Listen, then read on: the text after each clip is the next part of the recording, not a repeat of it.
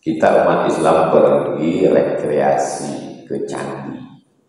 Bagaimana menurut Islam? Apakah boleh? Karena itu adalah tempat ibadah orang lain.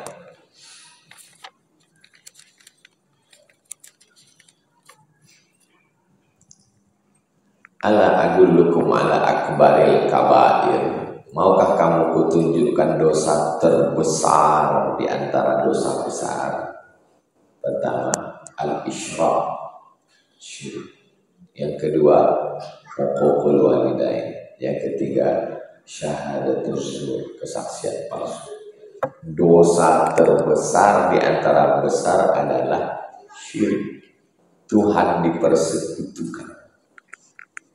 Lalu kita datang ketawa-ketawa di tempat Tuhan dipersekutukan. Gimana itu? Kalian datang ke rumah orang yang mengejek-ejek saya, dan kalian enaknya nyantai di situ, sampai hati kalian. Paham tak paham? Assalamualaikum warahmatullahi wabarakatuh. Saya bersama Biker Subuhan Pekanbaru Riau. Bagi yang sudah bergabung istiqomah, bagi yang belum segera bergabung. Kiamat sudah dekat. Berkah selalu, sukses. Assalamualaikum warahmatullahi wabarakatuh.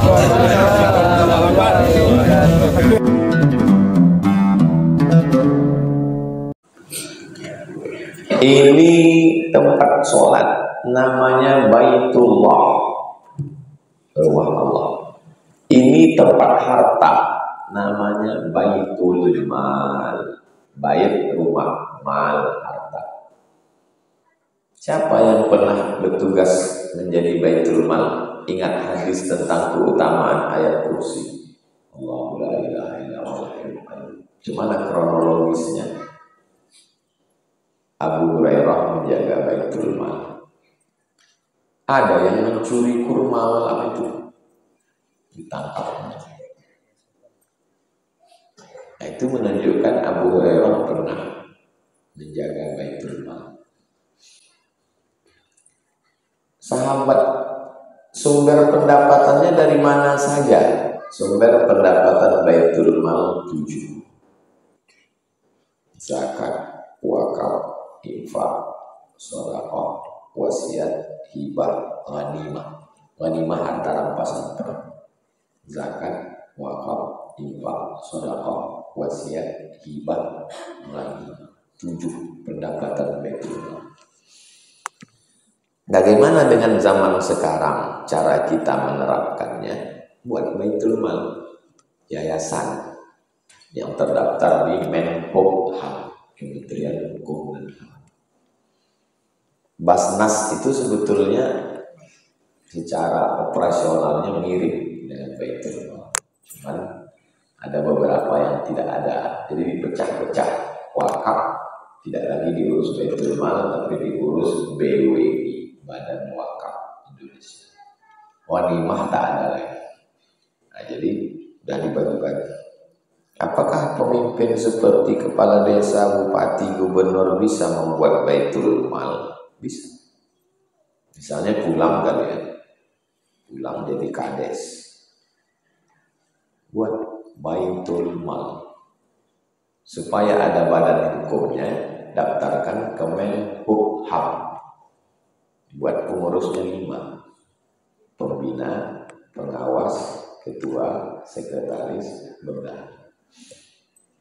Gubernur tidak perlu membuat Baitul Mal, dia hidupkan saja lembaga yang sudah ada. Maka dalam 16 poin yang MOU itu, supaya zakat potong atas dan menghidupkan BWI.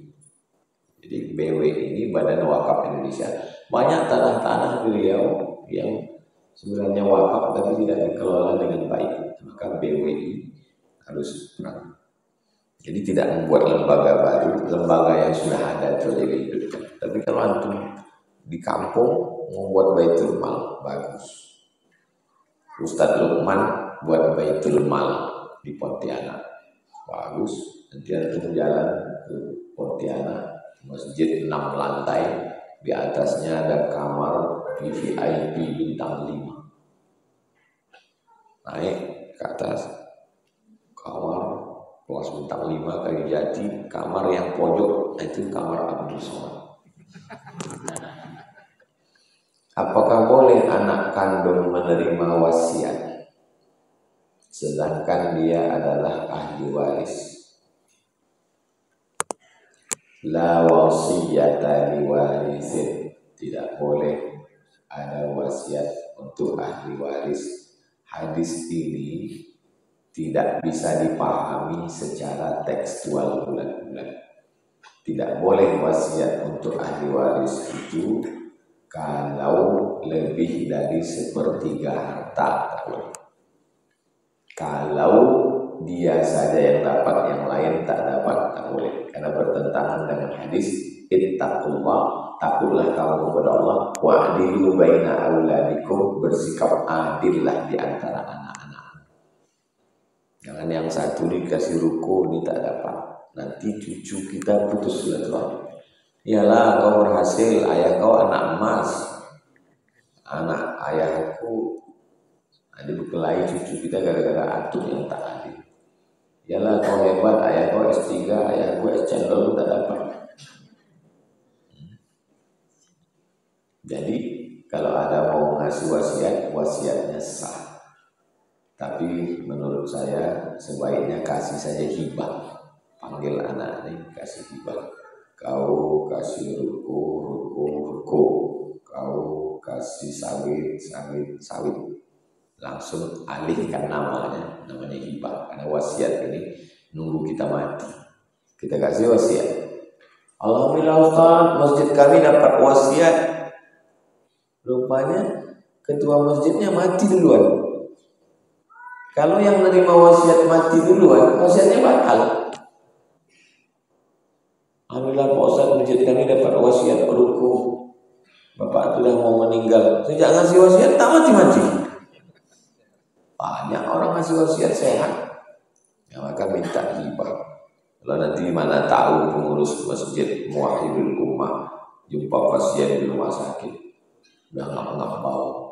Aku wasiatkan itu nih. Bisikkan hibah aja ya Pak. Iya.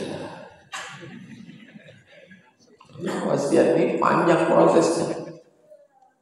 Nah, kalau mau wasiat kepada anak, wasiatkan kepada kau itu tanah sawit di sana untuk kau. Wasiatnya sah.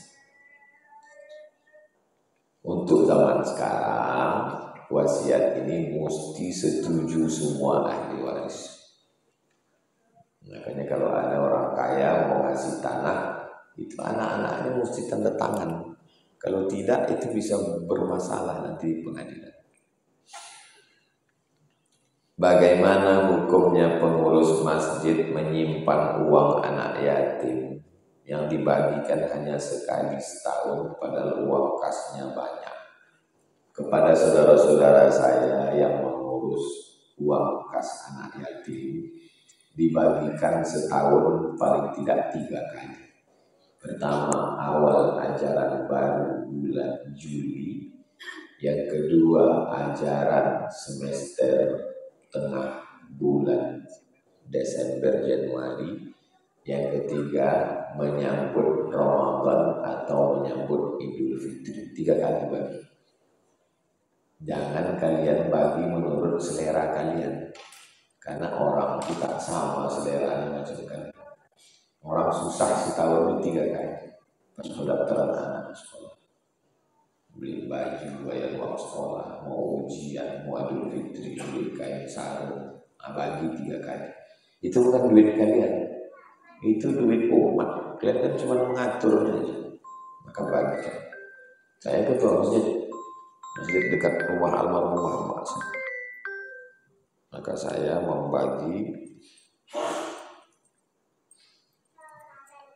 Yang menelpon ini berarti tak tahu. Saya tak pernah ngangkat telepon orang. Jadi siapa yang menelpon langsung saya blokir. Namun saya ngomongkan jadi kalian telepon aku blokir.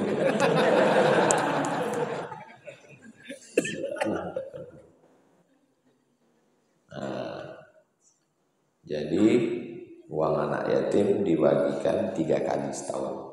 siapkan aja kotak.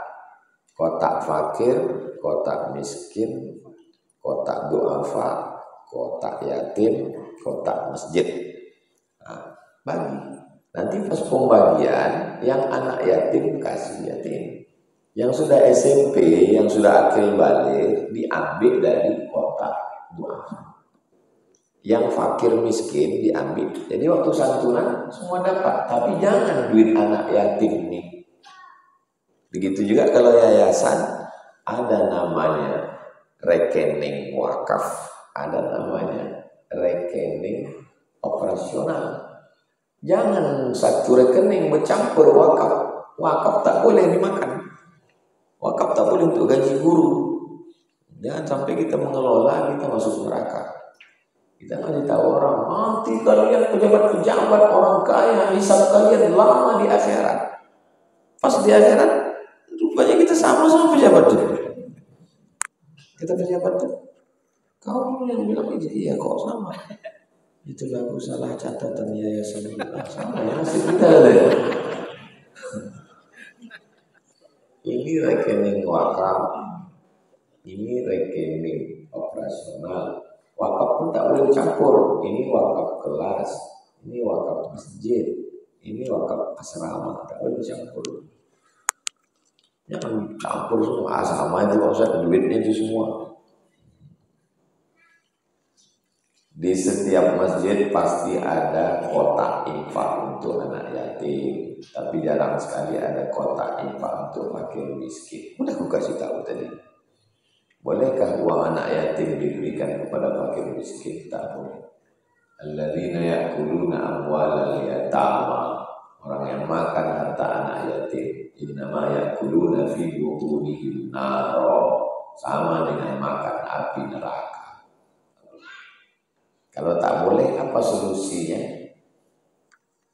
Kotak wakaf pembangunan masjid, kotak infak untuk operasional, kotak miskin, kotak duafa, kotak yatim. Satu aja kotaknya, buat lubangnya banyak. Buat gambar kotaknya itu buat gambar keranda jenazah. Cari tukang yang pandai, kasih roda biar tak rusak kan lewat. Mana yang pelit yang bakil, buatkan lama-lama di depan dia.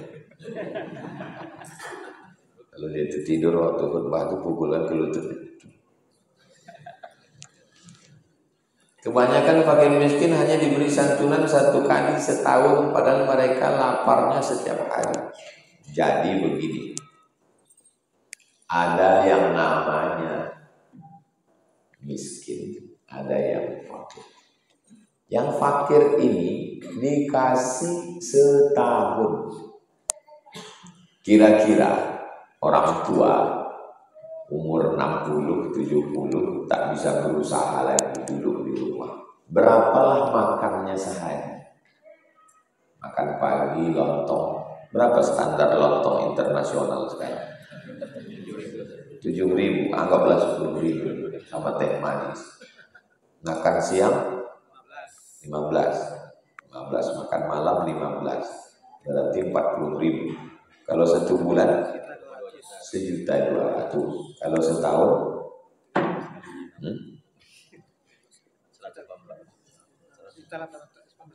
18 juta.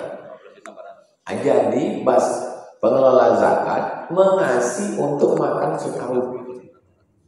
Pak, Bu, ini makan kau setahun. Tak makan dia, itu salah dia, berarti dibelikannya ke pulsa. Minta lagi dia, minta makan. Kau kan mana kasih makan? Aku belikan ke pulsa. Makan kau lah pulsa itu.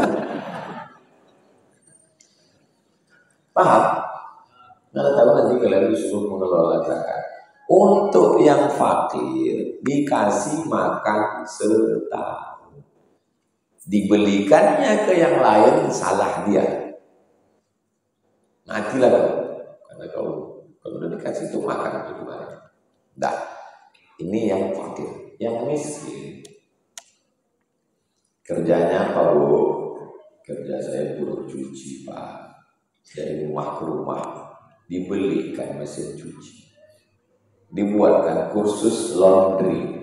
Bagaimana cara nyetrika yang baik, bagaimana baju kerah ini bersih, tidak bau, busuk, bagaimana beli parfumnya, diberikan kursus. Nanti dia buka laundry kecil-kecil.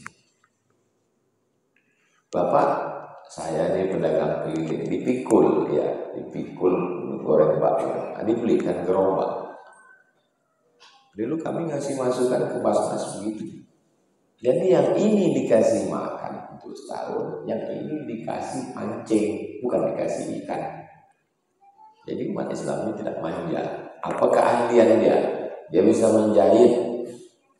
Nah, maka dia dikhususkan khusus menjahit. Dia anak-anak sekolah, jahitkan ke dia. Saya merangkai Pak Ustaz. Merangkai bunga? Enggak, merangkai masalah.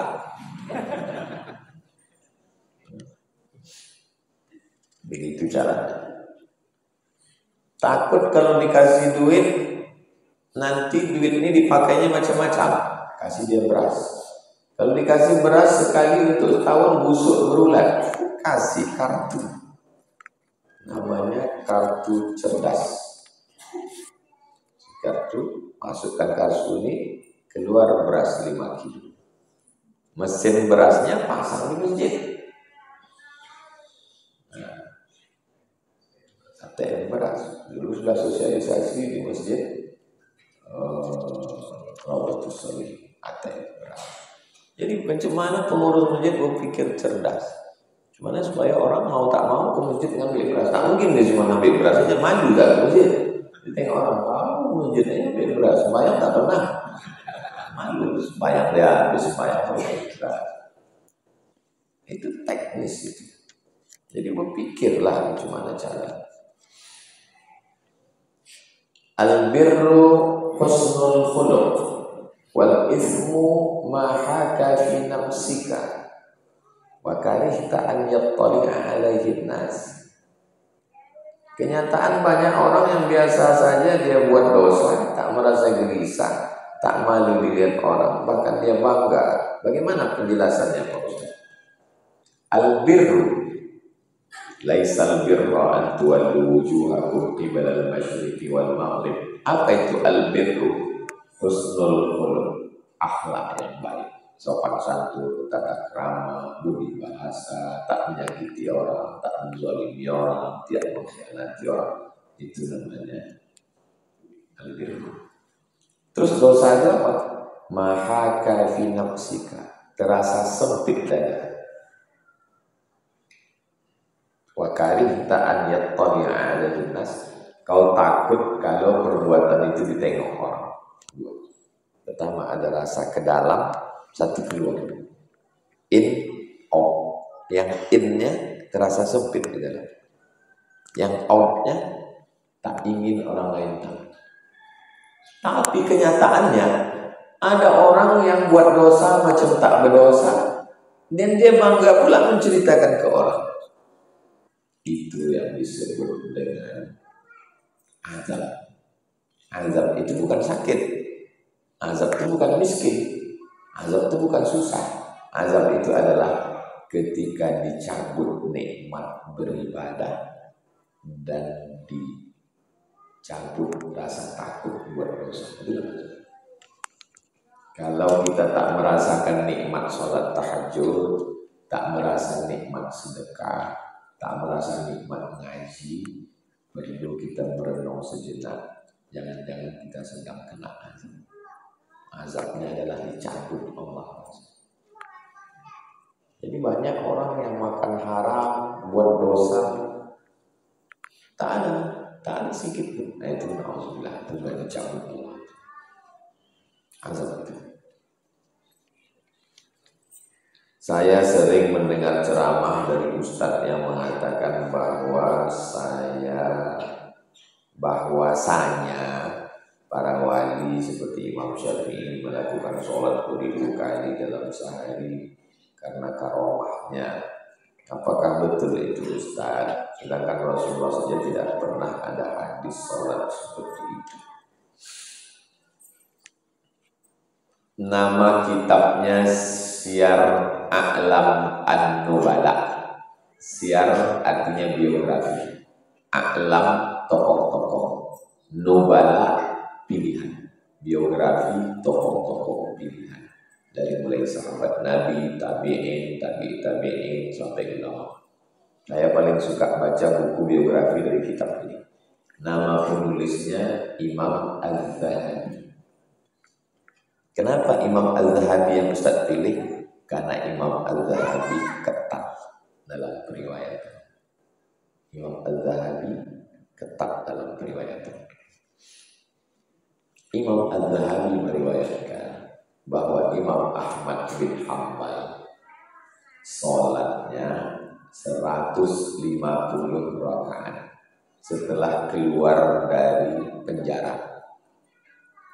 Imam Ahmad bin Hanbal itu pernah dipenjara oleh Mu'tazilah dalam masalah fitnah khalqil Quran. Apakah Quran itu makhluk atau kalamullah? Kata dia Quran itu kalamullah, masuk penjara, disiksa di penjara 150 rakaat setelah keluar penjara. Sebelum masuk penjara salasami'ati rakaat, 300 rakaat.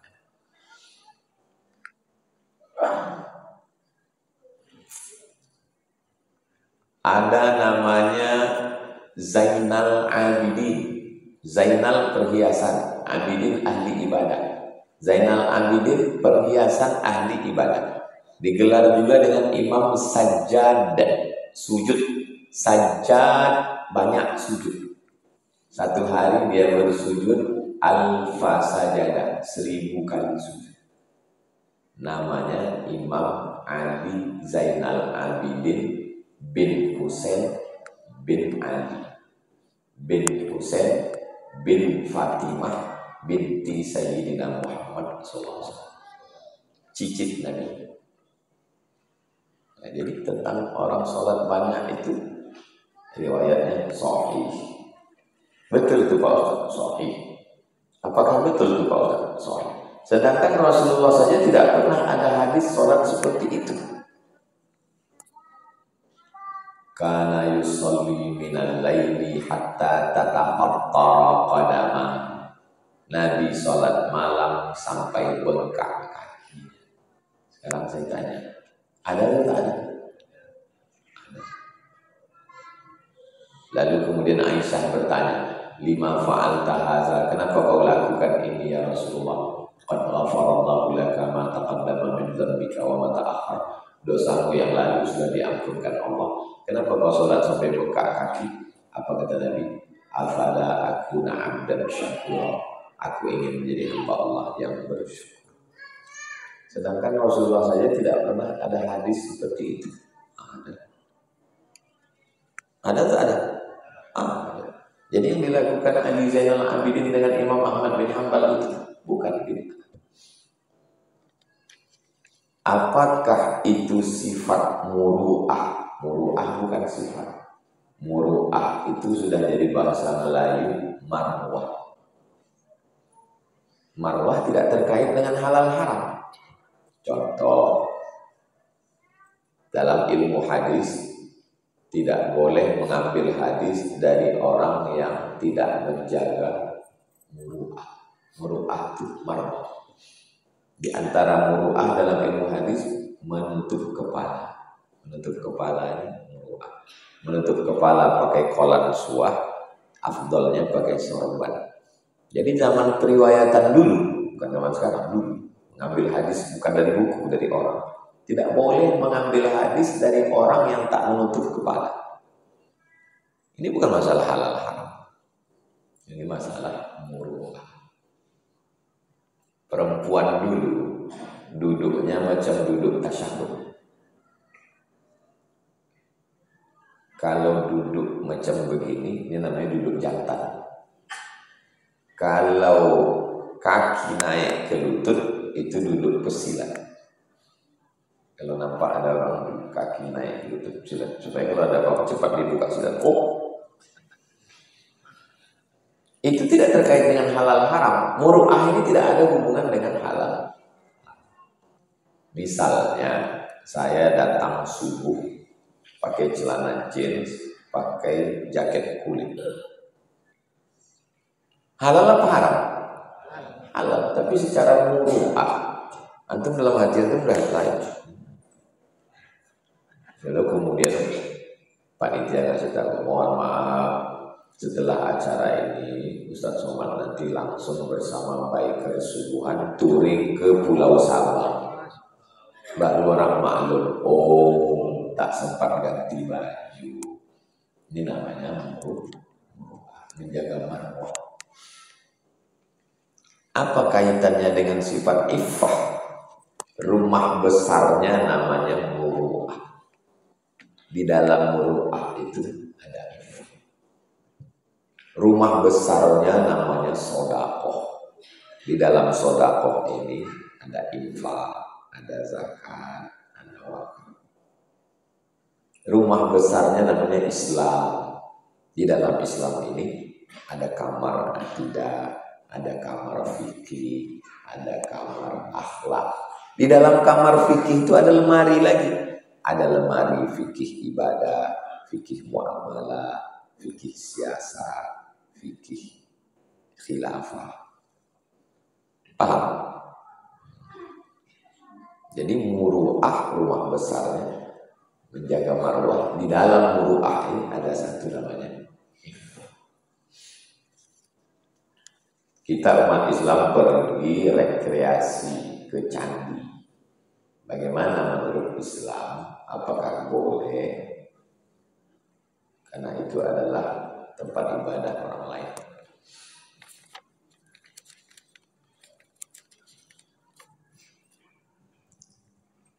Ala adullukum ala akbaril kabair. Maukah kamu kutunjukkan dosa terbesar di antara dosa besar? Pertama, al-isyrak, syirik. Yang kedua, uququl walidain. Yang ketiga, syahadatul zur, kesaksian palsu. Dosa terbesar di antara besar adalah syirik. Tuhan dipersekutukan. Lalu kita datang ketawa-ketawa di tempat Tuhan dipersekutukan. Gimana? Kalian datang ke rumah orang yang mengejek-ejek saya, dan kalian enaknya nyantai di situ, sampai hati kalian. Paham tak paham? Jadi kalau jadi pejabat, itulah gunanya kita banyak agama ini. Kan banyak pegawai kita yang tidak seagama. Pas acara agama, ya kita buatkan surat tugas. Terjadi perang di Ambon antara Islam dengan Nasrani. Kalau dikirim polisi Islam, nanti polisi Islam akan memihak ke Islam. Kalau dikirim polisi Nasrani akan berpihak berperang sesama polisi. Itulah hebatnya Indonesia. Lalu siapa yang dikirim ke Ambon?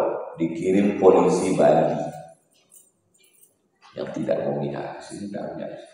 Itu true story, kisah nyata dalam konflik Ambon. Bisa tahunya dari mana? Pak polisi cerita ke saya. Dulu waktu terjadi konflik, Pak Ustadz, saudara kita dari Bali dikirim. Karena dia tidak berpihak, sini tak pihak. Supaya aman.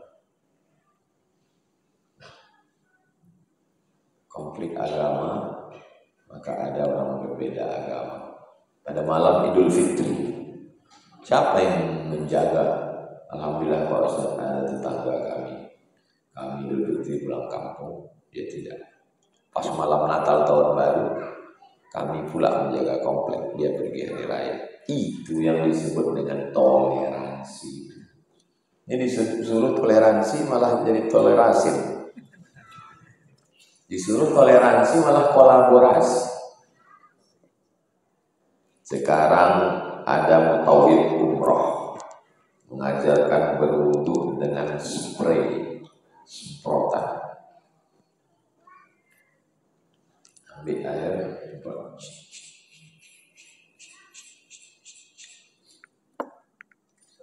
isolul ma, menyampaikan air ke anggota tubuh. 1 mud 750 gram. Ini 600 kurang 150 lagi, lebih kurang segini lah. 1 mud. 1 mud kaleng susu tempat gandum itu lebih kurang segini. Nah, ini dipakai untuk berwudu. Cuci ke tangan, takut ada najis, disiramkan ke sini, ke muka, siramkan ini. Karena semprot-semprot itu sedikit sekali, sebentar ini botol. Maka pakai yang ada dalam hadis 1 mud. 1 mud itu seminim-minimnya bisa. Udah saya buatkan praktek, cari di YouTube. Ustadz Wudu 1 mud di atas Jabal Nur tahun 2021. Carikan videonya, share. Praktek wudu 1 mud. Puas wudu. Banyak video itu. Yang ada di atas Jabal Nur. 1 botol bisa. Jangan pakai semprot. Saya punya anak, semuanya berpendidikan sekolah agama. Saya sebagai orang tua sudah berusaha maksimal mendidik mereka jadi anak soleh, tapi mereka melawan jika saya tidak punya uang. Tapi sebaliknya saya punya uang, mereka baik dan baik kepada saya. Apa salah saya sebagai orang tua? Tak ada salah. Salah anaknya salah. Jadi gimana sikap saya Pak Ustaz? Sikap kita. Man ala salasa banatin, siapa yang membesarkan merawat 3 anak perempuan, fa'addabahunna, dididik dengan baik, wa zawwajahunna, nikahkan dengan orang baik, wa ahsana ilaihinna, buat baik sampai mati. Jadi tak ada istilah berhenti, tetap. Kalian sembahyang, kalian pakai jilbab, kalian jaga rumah tangga, kalian jaga anak-anak kalian. Manusia mana bisa kita mengintervensi otaknya? Kita cuma nasihat, doakan, bacakan Al-Fatihah sampai mati. Doakan sholat hajat supaya dilembutkan Allah hatinya. Kita pun tak tahu dan cuma anak-anak kita. 20-30 tahun akan datang, cuma anak-anak saya, mana saya tahu apa yang dialami ibu bapak sekarang. Bisa aja saya. Apa hukumnya membaca Sayyidina dalam sholat? Membaca doa sholawat Nabi. Aku Sayyidi waladi Adam. Aku ini pemimpin anak Adam. Jadi Sayyidina itu bukan kita, buat Nabi sendiri. Kata Nabi, Sayyid. Satu hadis lagi, Allahumma sholli ala Muhammad. Digabungkan 2 hadis ini. Jadi Allahumma sholli ala Sayyidina Muhammad. Dalam mazhab Syafi'i mustahab, dianjurkan menambahkan Sayyidina, baik di dalam sholat, di dalam azan, di dalam doa, menyebut nama adab kepada Nabi.